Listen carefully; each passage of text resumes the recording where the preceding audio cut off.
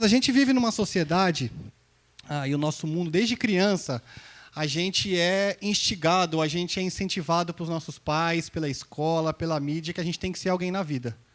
Né? Que a gente tem que viver com um significado, que a gente tem que realizar as coisas, que a gente tem que ter um diploma, que a gente precisa ter uma carreira de sucesso, a gente precisa ter bens materiais, a gente precisa de várias coisas. Né? E a gente olha ao longo da história, aquilo que é sempre lembrado são as grandes realizações, né? A gente pensa em grandes monumentos, a gente pensa em algumas outras coisas, por exemplo, alguém que inventou a luz e como ela é útil hoje para os nossos dias. A gente pode pensar em um monte de coisas que a gente vê. Tanto questões de realizações, como questão da gente ser alguém de fato na vida, assim, alguém de sucesso. A Bíblia, em nenhum momento, ela não diz que a gente não deve viver com propósito, que a gente não deve ter uma vida com significado. Muito pelo contrário, ela nos diz que a vida do crente ela tem que ser com propósito, ela tem que ser com um significado. Eu queria que a gente conversasse um pouquinho, pensando nisso, numa vida com significado, de acordo com aquilo que o Senhor espera de cada um de nós, de acordo com aquilo que Cristo espera de todos nós que fazemos parte da tua igreja. Pode soltar para mim aí, Will? Então, pensando um pouquinho nesse jeitão nosso de viver, ou na forma como a gente tem a nossa caminhada cristã, a forma como a gente leva ela, eu queria trazer uma frase para os irmãos, que é um pouquinho o tema do que a gente vai conversar hoje, e eu vou ler para os irmãos, diz o seguinte: uma vida com significado não é fruto de grandes aventuras e ou realizações. Ela é fruto de uma vida simples, vivida pela graça de Jesus e para a sua glória.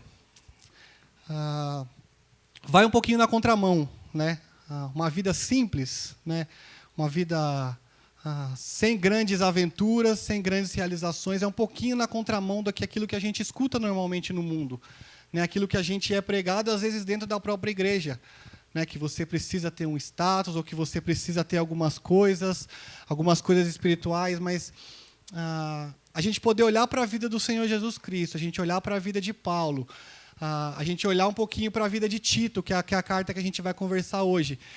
E o que Tito recomenda, o que Paulo recomenda a Tito nessa carta, a gente vai chegar à conclusão de que necessariamente a nossa vida necessariamente essas coisas não são ruins, irmãos. Ter as coisas, né, o Felipe sempre fala aqui, ter uma carreira de sucesso não é uma coisa ruim. Você ter dinheiro não é ruim, você ter carro, você ter casa, você ser alguém que faz grandes coisas na sociedade, isso em si não é um problema. Mas o nosso desafio, como vida cristã, como servos do Senhor Jesus Cristo, é para ter uma vida simples, né? Baseado na graça dele que um dia nos salvou e que isso retorne glória para o Senhor Jesus Cristo. Eu queria que os irmãos abrissem aí no texto de Tito, livro de Tito, fica depois de Timóteo, capítulo 2. A gente vai ler dos versículos de 11 a 14. Eu coloquei aqui também na transparência, aqui na projeção, se os irmãos quiserem olhar aqui também. Eu vou ler na versão NVI, tá, irmãos? Tito, capítulo 2, nós vamos ler do versículo de 11 até o 14. Os irmãos acharam? Podemos ler? Diz assim o texto: porque a graça de Deus se manifestou salvadora a todos os homens. Ela nos ensina a renunciar à impiedade e às paixões mundanas e a viver de maneira sensata, justa e piedosa nessa era presente, enquanto aguardamos a bendita esperança, a gloriosa manifestação de nosso grande Deus e Salvador Jesus Cristo. Ele se entregou por nós, a fim de nos remir de toda a maldade e purificar para si mesmo um povo particularmente seu, dedicado à prática das boas obras. Eu queria orar mais uma vez.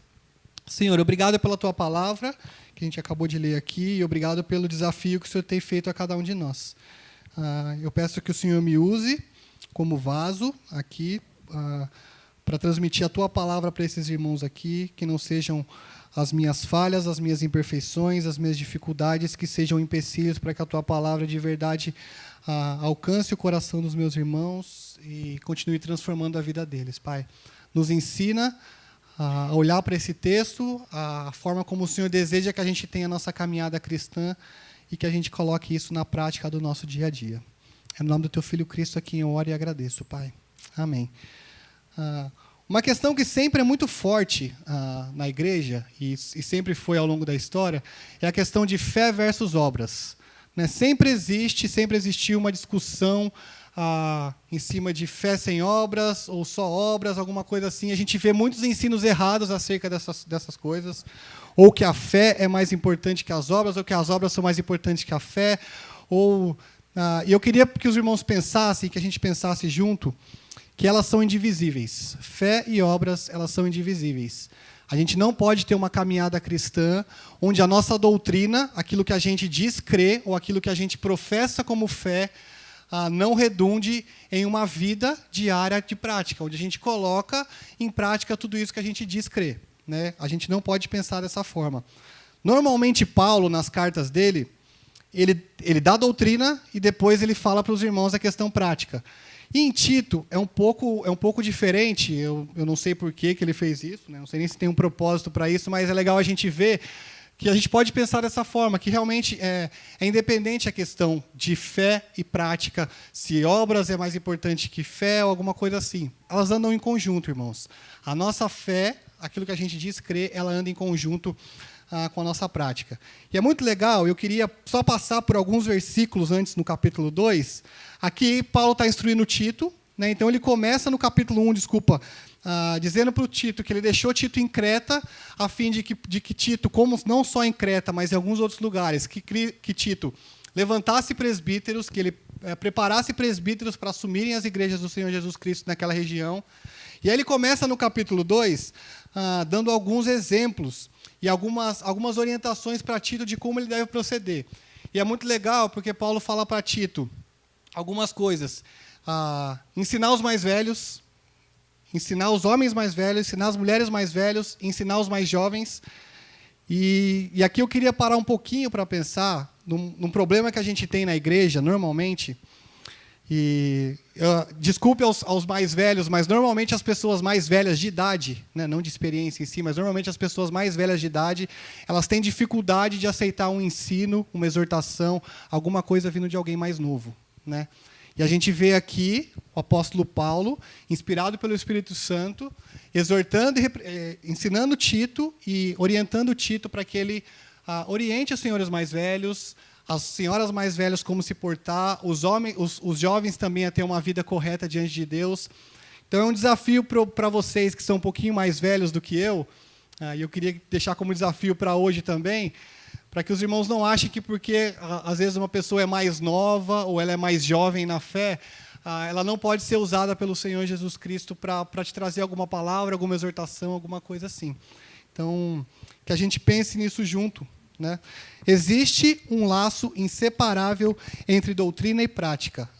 Ambas não podem, em nenhum momento, viverem separadas. E aí tem uma frase do Hernandes Dias Lopes. Hernandes Dias Lopes é um pastor presbiteriano, e ele diz o seguinte: existe uma estreita e inquebrável conexão entre a doutrina bíblica e a vida que agrada a Deus. Ele está, com outras palavras ou com palavras mais bonitas, às vezes ele está querendo dizer isso, que não há divisão, não há separação entre a doutrina bíblica e a prática daqueles que querem agradar a Deus.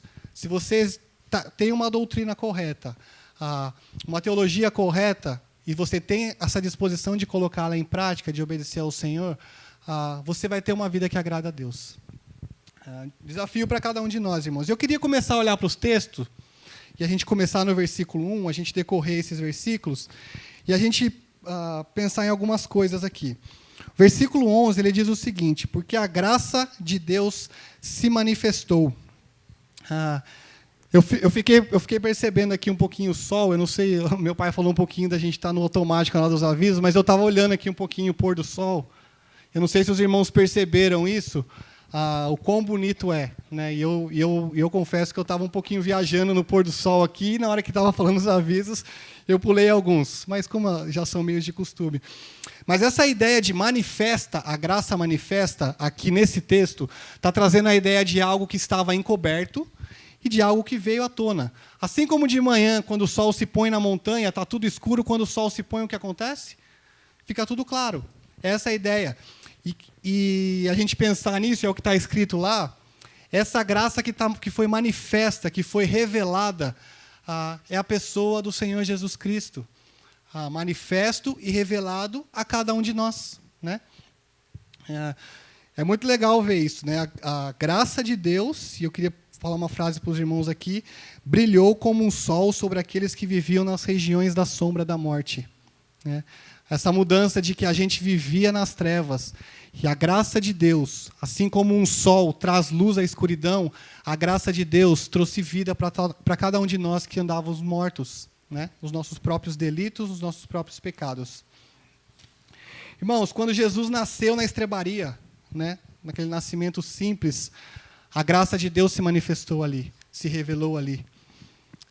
Quando ele cresceu numa carpintaria, e quando mais tarde ele estava iniciando o seu ministério, a graça de Deus se revelou e se manifestou ali. Quando ele morreu numa cruz, a graça de Deus foi manifesta. Um pouco um paradoxo com a sociedade, né? Como é que a graça de Deus, algo que é suficiente para trazer salvação, nasce numa estrebaria, num lugar simples, humilde, tem um crescimento simples, né? E tem uma morte que considerada a mais vergonhosa na época ali naquele povo. Quando os lábios de Jesus ali no seu ministério, quando ele estava curando os enfermos, quando ele estava ensinando no templo, na sinagoga, em todas as coisas, a graça de Deus se manifestou ali, irmãos. A graça de Deus resplandeceu quando o Filho de Deus entregou sua vida na cruz e reassumiu na gloriosa manhã da ressurreição. Pensar na obra completa do Senhor Jesus Cristo na cruz, mas a sua gloriosa ressurreição dentre os mortos. A graça de Deus se manifestou ali. O homem mau, cada um de nós mau, então a graça de Deus se manifestou para resgatar aquilo que era mal no homem. Aquilo que era o seu maior mal, condenação eterna, juízo eterno. E oferecer a mim, oferecer a você a vida, salvação, o maior bem que a gente pode imaginar, né? E é isso que está falando nessa frase. A graça se manifestou para resgatar o homem do seu maior mal e oferecer a ele o seu maior bem.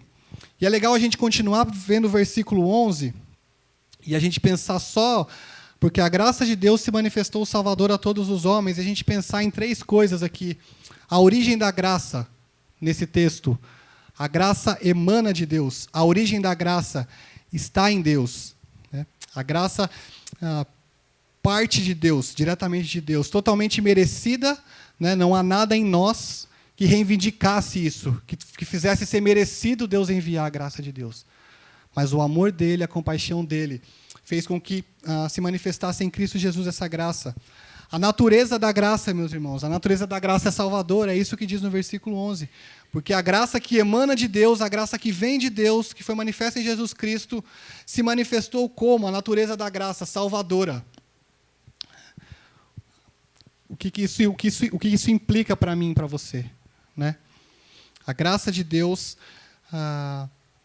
maior que o nosso pecado, maior que a nossa própria vida, maior que as nossas próprias realizações, maior que os nossos próprios sonhos, maior que qualquer coisa dessa.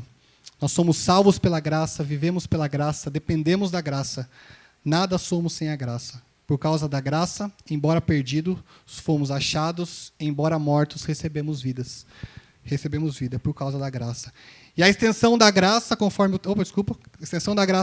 texto aqui, a todos os homens, né? Aí, por questões... Também existe uma discussão teológica um pouco desnecessária aqui, se é a todos os homens de fato, ou se é só aqueles que Deus escolheu.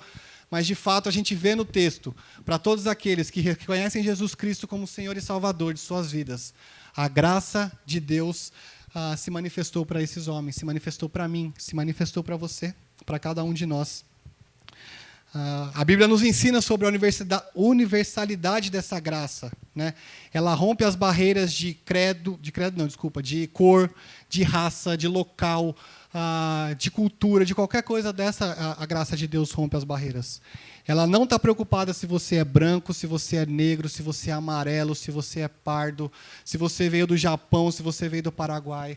A graça de Deus, ela rompe qualquer uma dessas barreiras. E por que isso faz parte do texto? Porque ele está falando, não interessa se você é idoso, não interessa se você é jovem, não interessa se você é um presbítero ou se você é um servo na igreja do Senhor Jesus Cristo. a graça de Deus, manifesta em Jesus Cristo, se manifestou salvadora a todos esses homens, de forma igual, de forma idêntica. E aí a gente olhando um pouquinho para os versículos 12 e 14, a gente vê um pouquinho da pedagogia da graça, né? Para os pedagogos em plantão, as pedagogas em plantão. A graça de Deus, ela é pedagógica. Por que ela é pedagógica? O próprio texto fala, ela nos ensina, né, algumas coisas. Ela é educadora, ela ensina a gente a viver. Cada um dos cristãos e cada um de nós, ser cristão é estar matriculado na Escola da Graça. E o desafio para a gente não repetir de ano na Escola da Graça, né? Mas a gente aprender o que ela tem para nos ensinar, né? Aquilo que ela tem para nos ensinar, aquilo que a graça de Deus tem para nos ensinar. Que a gente aprenda, que a gente não seja rebelde a ponto. Então, algumas coisas que a graça de Deus nos ensina, irmãos. Primeira coisa que a graça de Deus nos ensina, ela nos ensina a renegar o mal, né? Rejeitar a falsa doutrina, que é a impiedade, e renegar as paixões mundanas. Irmão, renegar aqui, essa palavra, ela não significa simplesmente você deixar de lado alguma coisa assim, mas é um rompimento total, né? Não há brecha para você romper uma parte, aqui eu rompo, aqui não. A ideia aqui é que precisa haver um rompimento total, uma renúncia, uma abdicação, a gente ser capaz de dizer não para algumas coisas, para o nosso próprio coração, para algumas das nossas próprias vontades, né? Rejeitar a impiedade ou a falsa teologia, a gente pode dizer assim, uma vida completamente à parte de Deus. Às vezes as pessoas pensam em impiedade como alguém que não tem dó, né? Não tem dó de alguém que está, sei lá, de algum pobre, alguma coisa assim.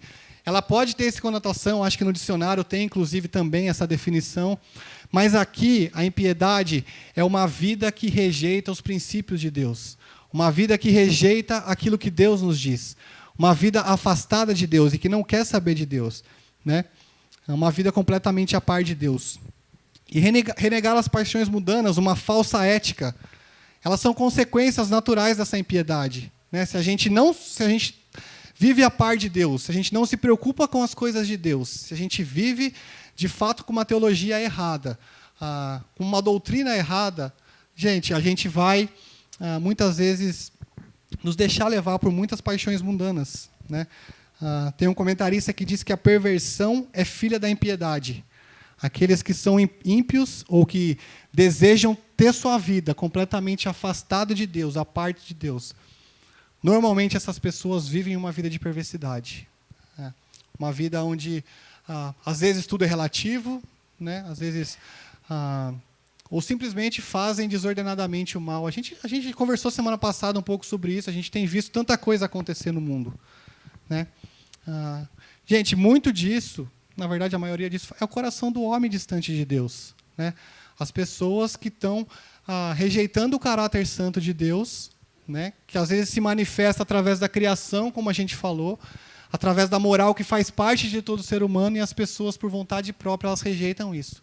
E elas querem viver conforme bem achar. E o que traz de pergunta para a gente aqui? Primeiro, como é que tem sido a nossa teologia? Né? Não basta apenas ter o nome de Deus, porque ter o nome de Deus é algo que é bom. Irmãos, a gente não pode se enganar por isso, né? A gente não pode se enganar porque algo se diz crente, ou se diz cristão, ou se diz em nome de Deus, isso necessariamente é bom, né? A gente tem que colocar a nossa cachola para funcionar, né? A nossa inteligência. Uma fé racional, né? Uma fé que pensa, né? Deus nos tirou do pecado, mas Ele não tirou a nossa inteligência, né? Ele não proibiu a gente de pensar, então a gente tem que continuar pensando, né? Então, não dá para a gente aceitar tudo isso. Irmãos, e vendo algumas coisas, às vezes, que alguns dos irmãos postam no Facebook, por exemplo, alguns vídeos, algumas frases, alguns comentários, eu fico pensando se os irmãos estão entendendo bem essa questão de que precisa colocar à prova as coisas. A gente precisa confrontar com a Escritura. Não dá para a gente aceitar qualquer coisa porque tem aparência boa. Às vezes tem gente que... irmãos, tem gente... Eu sei que eu sou mal para falar. Eu sei que eu tenho dificuldade para me expressar, de dicção, algumas coisas. Tem gente que consegue vender as coisas que você nunca imaginou que você ia comprar, mas só por causa da lábia das pessoas. E no meio cristão evangélico por aí, é o que mais tem, gente. Tem gente que faz você acreditar em coisa que a Bíblia não fala, né? E a gente precisa ser sensível a isso. A gente precisa colocar essas coisas à prova. Faz parte da nossa teologia. E a gente tem a graça que se manifestou em Jesus Cristo e que deixou as Escrituras e que nos ensina a como a gente olhar para essas coisas, né?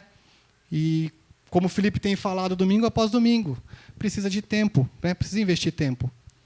Eu sei que aí vai em contrário com o que eu estou falando, né? Mas talvez se você optasse por uma vida um pouquinho mais simples, Caio, para você é fácil falar, né? Que você largou o emprego, largou tudo para ir viver num seminário, né? No convento.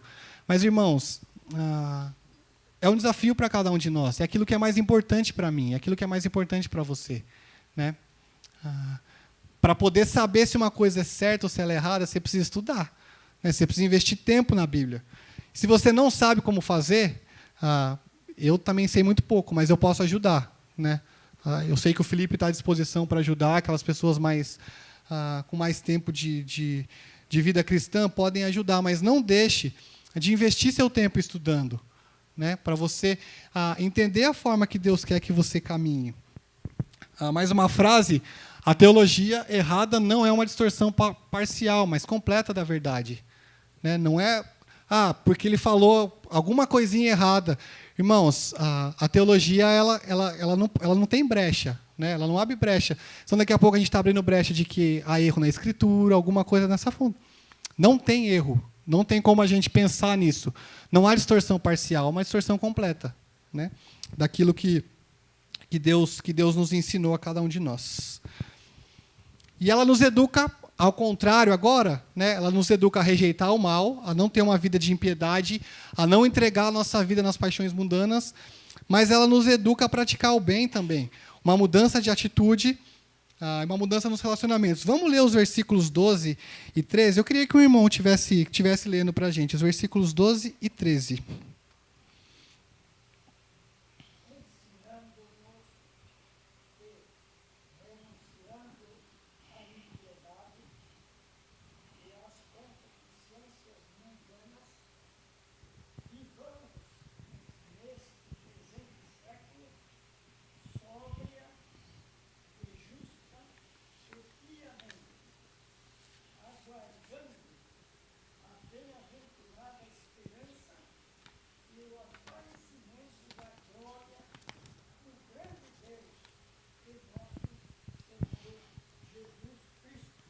Legal.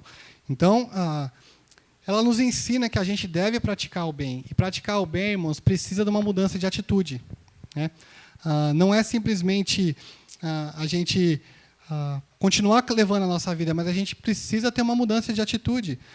E a gente pensar nos relacionamentos, ela fala 3 aspectos, pelo menos. Consigo mesmo, e aí eu queria pensar na questão de sensatez, uma vida sensata, uma ideia de prudência, uma ideia de autocontrole, uma ideia de moderação, e é um desafio para cada um de nós. A nossa vida sensata, ela deve ser dessa forma. A gente deve ter uma vida prudente, uma vida sensata, uma vida com moderação. Isso tem a ver com domínio próprio, irmãos. Tem a ver com como a gente controla a nossa mente, como a gente controla o nosso corpo, se a gente dá vazão aos nossos desejos simplesmente. É uma maneira correta de lidar com nós mesmos, de lidar com o pecado que existe em nós. Pensar na questão do próximo, uma vida com justiça, uma vida sensata, agora uma vida com justiça na nossa relação com o outro, né? A forma como a gente trata o outro, nosso relacionamento correto, né? Uma vida justa, a gente coloca o nosso irmão, a pessoa que está caminhando conosco, acima de nós mesmos, né? E, irmãos, me preocupam algumas coisas que acontecem comigo aqui na nossa igreja, né? Uma ideia de você ser justo com o seu irmão. Eu queria dar um exemplo aqui. Se você tem um problema com o teu irmão, se você quer ser justo com o seu irmão, você chama seu irmão e você conversa com o seu irmão.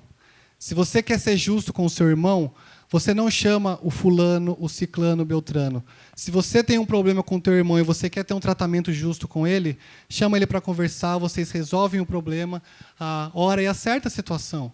Às vezes a gente não trata nosso irmão com justiça nessa forma. A gente acaba criando fofoca, a gente fala para outras pessoas algumas coisas que a gente não deveria, sendo que a gente poderia chamar o irmão para conversar. A Bíblia nos ensina a fazer isso. A gente é irmão, a gente tem liberdade para conversar um com o outro e tratar essas coisas.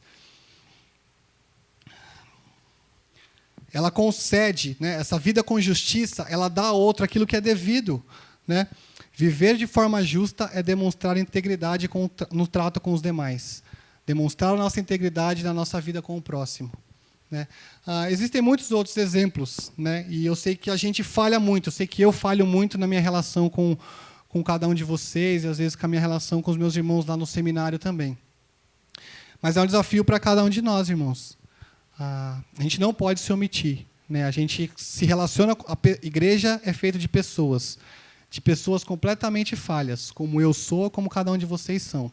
Então, eu acho que um desafio é a gente parar de olhar um pouquinho para o nosso próprio umbigo, né, de olhar um pouquinho para os nossos próprios desejos, para as nossas próprias vontades, e a gente pensar um pouquinho mais com amor, né? Acho que essa é a ideia, com apreço pelo nosso irmão. Então, para os irmãos pensarem um pouquinho nisso, é uma forma prática, às vezes, da gente lidar com isso. E ela fala também, ela nos ensina a praticar o bem no relacionamento com Deus. E aí é o inverso de impiedade, que é uma vida piedosa. Que também não é a ideia de uma vida com dó, mas é a ideia de uma vida regrada, condizente com os princípios da palavra de Deus, né? Uma vida condizente com a doutrina bíblica, com aquilo que Deus nos ensina. O verdadeiro fervor e reverência para com o único que é o objeto de adoração, né? Não existe outro objeto de adoração. Por mais que a gente insista em achar que o nosso próprio coração é objeto de adoração, sem perceber, mas a gente acha isso. Mas o único objeto de adoração é Deus. E a nossa vida tem que ser condizente com isso. A gente tem que adorar somente a Deus. Não há espaço, né? E a gente vai ver isso depois, no final do texto, Deus dizendo que um povo exclusivamente seu... Não há espaço na nossa vida. Deus não aceita dividir, né? Deus é, nesse ponto, não vou usar a palavra egoísta, mas Deus quer tudo para Ele mesmo. E, de fato, Ele quer tudo para Ele. Todas as áreas da nossa vida. Não tem divisão. Não tem algo que eu devo... isso aqui não, Deus. A gente sempre fala isso, né, irmãos? A gente tem que pensar um pouquinho nisso.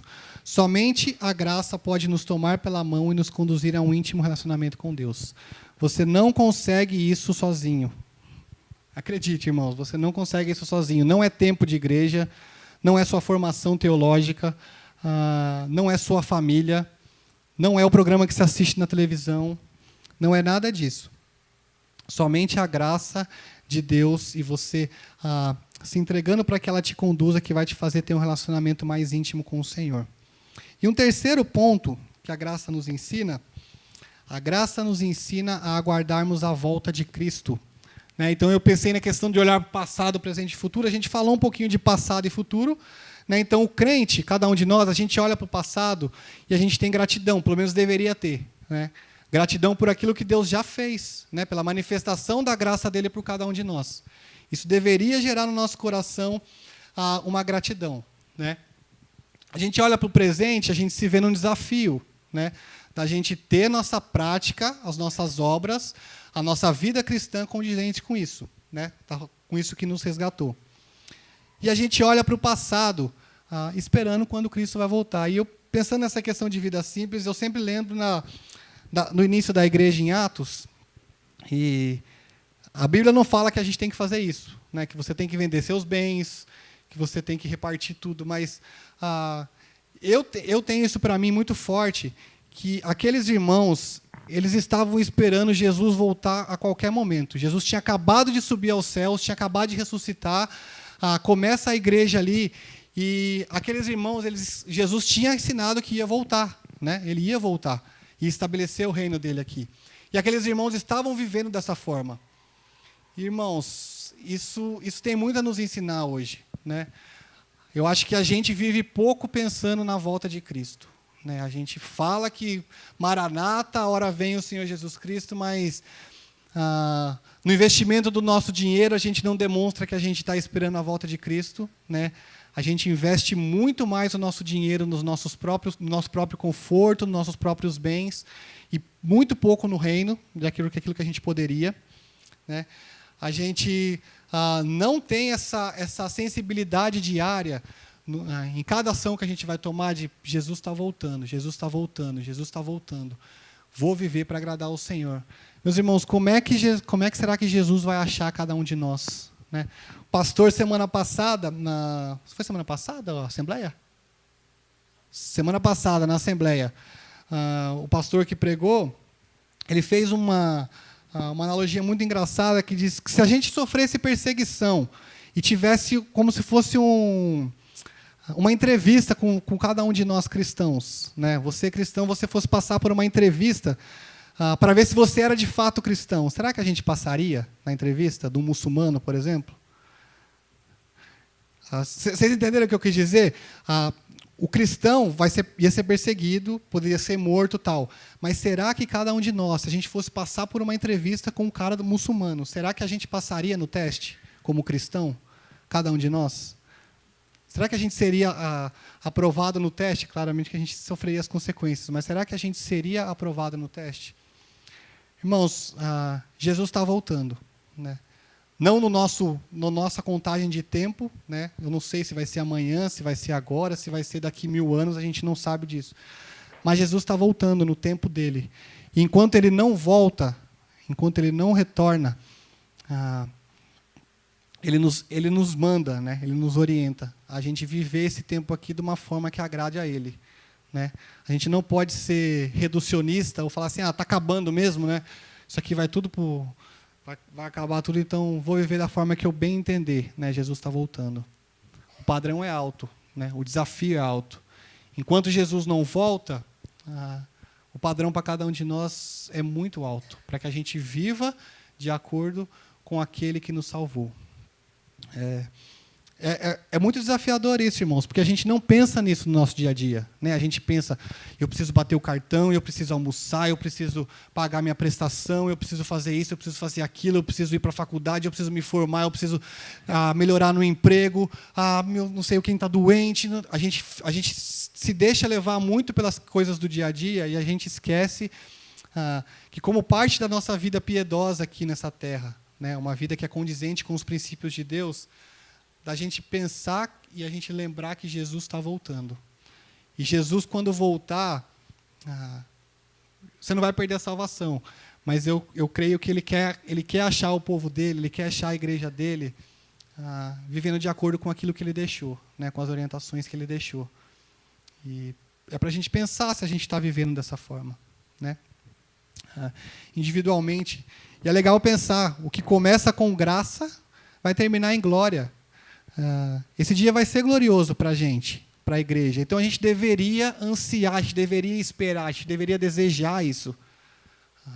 E a gente viver agora, Jesus volta, e a gente tomar as decisões dessa forma, né? A gente não toma as decisões do nosso dia a dia pensando nisso. Irmãos, como é que a graça de Deus opera? Pensando no versículo 14, diz assim: ela se entregou por nós, a fim de nos remir de toda a maldade e purificar para si mesmo um povo particularmente seu, dedicado à prática das boas obras. Primeiro eu queria pensar no presente da graça, o qual si mesmo se deu por nós, né?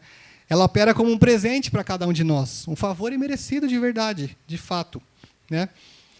Irmãos, não foi a cruz, não foi a morte que produziu graça.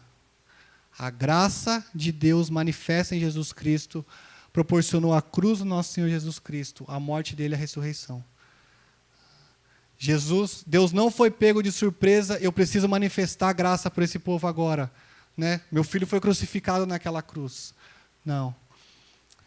A graça de Deus, revelada no Senhor Jesus Cristo, produziu a cruz, produziu o resgate por mim, produziu o resgate por você. Cristo é o presente da graça, a gente tem que lembrar disso, né? Nosso presente diário, né? Nosso coração. O propósito da graça, a fim de remir-nos de toda a iniquidade e purificar para si mesmo um povo exclusivamente seu. Primeiro, remir do poder que nos faz pecar. Isso não significa que a gente não vai pecar mais, né? Mas enquanto a gente vive aqui, a gente não é mais escravo do pecado. E foi a graça que fez isso, irmãos. A gente precisa lembrar disso. A graça nos remiu do poder que nos faz pecar. E ela também separou para si um povo exclusivo. Né? Aquilo que eu falei, Deus não aceita um povo que vive em pecado. A gente fere diretamente o caráter santo de Deus. Deus não abre concessão para um povo que vive na iniquidade. Um povo que escolhe por conta própria viver pecando. Né? A gente está nesse patamar agora. A gente não consegue vencer 100% o pecado agora, mas a gente tem ferramenta, a gente tem o Espírito Santo no nosso coração e a gente pode lutar com toda a nossa força, com unhas e dentes, para a gente abandonar nossos pecados. Deus não aceita que a gente viva deliberadamente nos pecados, né? Que a gente escolha o pecado. Deus não aceita isso. Irmãos, que a gente não espere a mão de Deus pesar sobre cada um de nós, se a gente está vivendo dessa forma. Né? Como eu muitas vezes esperei. Né? Deus de fato pesar a mão sobre a minha vida. Né? E eu queria deixar um incentivo para os irmãos. Os irmãos não precisam esperar Deus pesar a mão para os irmãos abandonarem os pecados. Né? Os irmãos não precisam esperar. Deus nos deu recursos suficientes nas Escrituras, na nossa fé, para a gente conduzir uma vida piedosa, para a gente ter uma vida piedosa, para a gente lutar contra o pecado. E é muito triste, né? É muito triste a gente... eu falo, irmãos, porque eu sei como é, tá? Então é muito triste a gente ver pessoas que professam o Senhor Jesus Cristo como Senhor e Salvador, que vêm à igreja todo domingo, né? Mas que na sua vida diária, nas suas escolhas diárias, no trabalho, na faculdade, parece qualquer coisa menos crente. E eu falo mais uma vez, eu sei, é triste porque eu já fui assim. Né? Eu já fui assim. Eu sei com toda certeza que não é o que Deus quer de nós. Né? Não é o que Deus quer de cada um de nós. Não esperemos a mão de Deus pesar sobre nós. A gente foi comprado, irmãos. Então, logo, a gente é propriedade de Deus. Né? A gente não é propriedade nossa mais. A gente é propriedade de Deus. Né? E a gente vai continuar desobedecendo, né? A gente tem que viver de acordo com aquele que nos comprou. Né? E pensar no resultado da graça.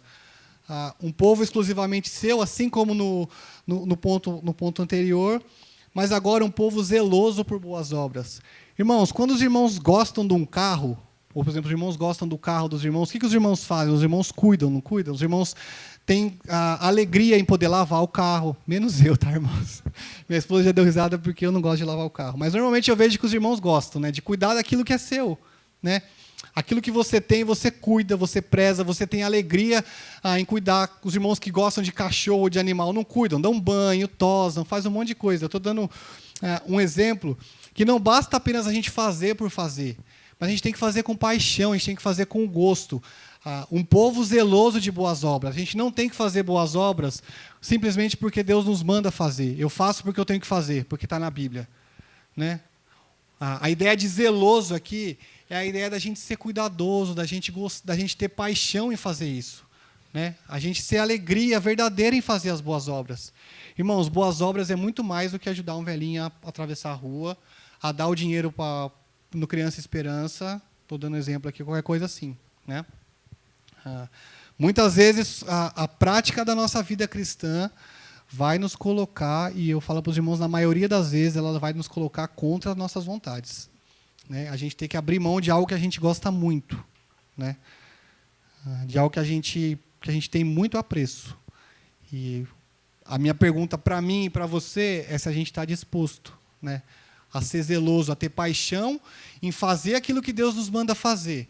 Independente se eu vou ter que perder algum bem material, por exemplo. Estou dando um exemplo do bem material, mas se isso vai ser vergonhoso para mim, perante os homens, alguma coisa assim. Né? A gente ter uma prática de cristã correta, ela muitas vezes vai nos colocar contra a nossa própria vontade. Somos perdoados e aceitos por Deus, não por termos feito boas obras, mas sim a fim de que possamos fazê-las. As boas obras não são o fundamento de nossa aceitação, mas o seu fruto. A nossa salvação, né? As boas obras, elas são fruto da nossa fé. Né? e elas, como eu disse no começo, elas não andam separadas, né? Não dá para um crente que vive com uma doutrina que o cara sabe a Bíblia, sabe todas as... sabe o sexo dos anjos, né, como a gente costuma dizer, sabe exatamente se Deus vai voltar, se vai ter milênio, se não vai ter, qualquer coisa assim. Ele sabe todas as perguntas teológicas que você... E eu falo, irmãos, é um desafio, às vezes, lá no seminário, um pouquinho disso. Porque a gente se pega muitas vezes sendo assim, né? Pessoas, às vezes, que começam a adquirir um conhecimento teológico um pouco maior, mas a vida cristã, né, uma vida piedosa, não é demonstrada no dia a dia. Mesmo lá, e quanto mais quando sai de lá, né? Às vezes no recesso, às vezes quando a gente está de férias, a gente nem devocional faz, né? Então, é um desafio para todos nós mesmo, né?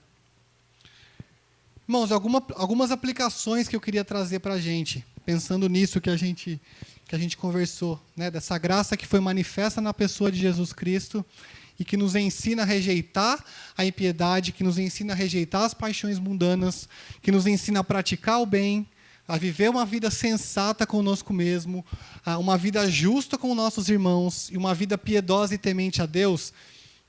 Eu queria pensar em algumas aplicações para a gente aqui. Irmãos, uma vida pura, uma vida piedosa, ela é consequência direta de uma teologia pura.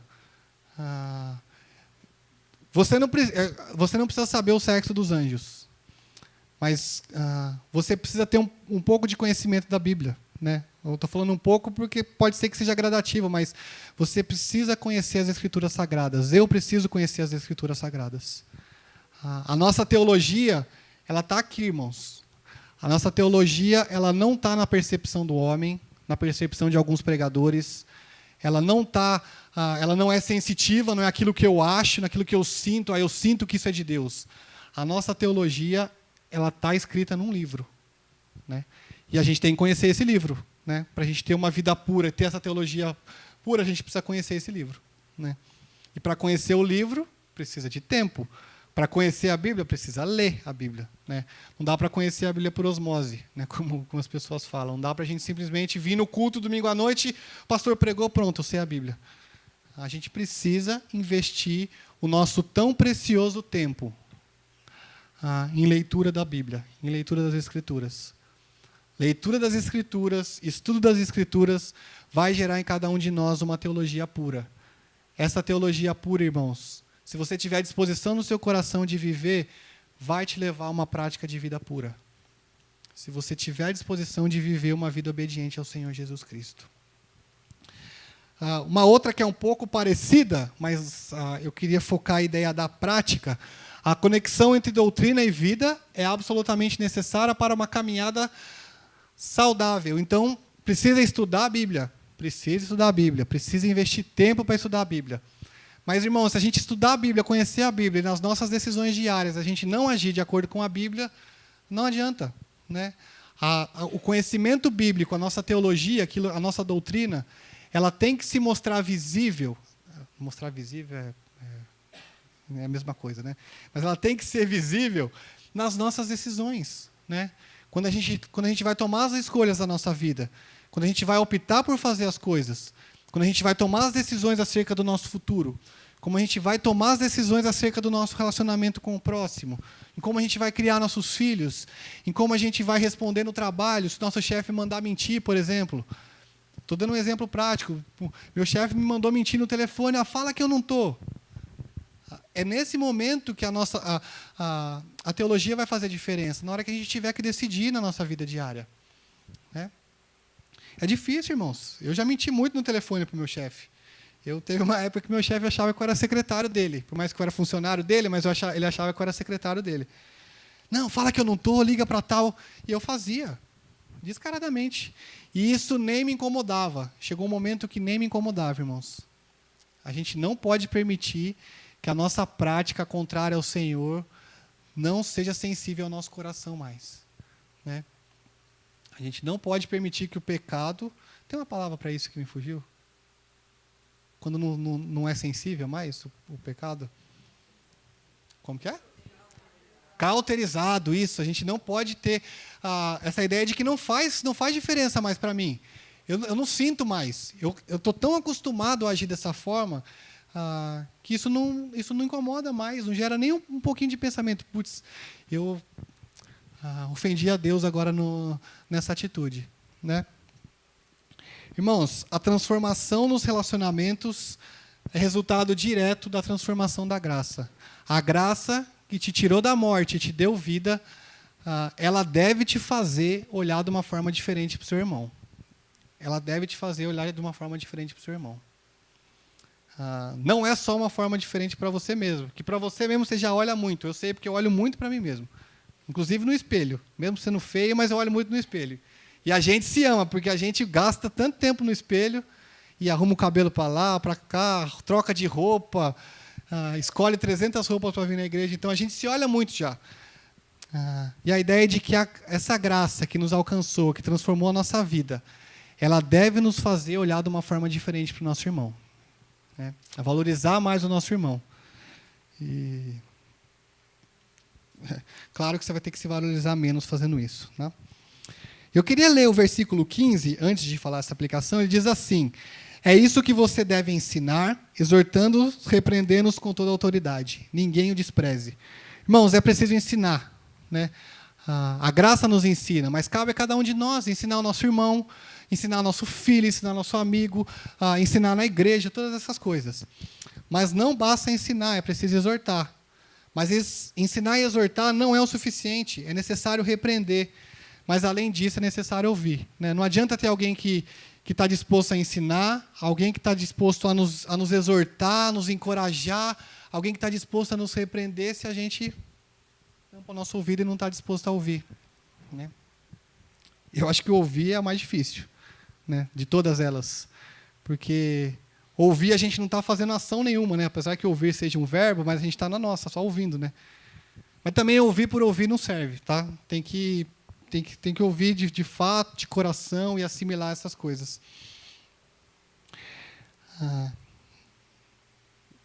Esse slide foi para o lugar errado, não era aqui, desculpa. A graça nos salvou para uma vida com significado. Né? A gente não pode ser reducionista, como eu falei, de achar que a gente tem que viver aqui de qualquer jeito porque Jesus está voltando. Pelo contrário. Ele nos comprou com alto preço, e esse resgate, essa compra que Cristo fez por cada um de nós, deve nos levar a uma vida com significado. E ela nos santifica, né? Esse processo de santificação é isso que a gente conversou aqui também, para viver com significado. Irmãos, eu queria terminar como a gente começou, pensando na frase de que uma vida com significado não é fruto de grandes aventuras ou realizações, mas uma vida simples, vivida pela graça de Jesus Cristo e para a sua glória. Que a gente seja disposto a viver dessa forma. Né? Que eu esteja disposto na minha caminhada cristã, que os irmãos estejam dispostos a lembrar disso. A gente corre muito atrás do vento, né, na nossa vida, atrás de coisas que são inúteis, muitas vezes. Né? Por mais que pareçam úteis, elas muitas vezes são inúteis. Mas que a gente volte um pouquinho para a simplicidade da nossa vida cristã. Né? Que a gente olhe com dedicação para as Escrituras, para a palavra do nosso Senhor Jesus Cristo, para aquele que nos salvou, que nos redimiu.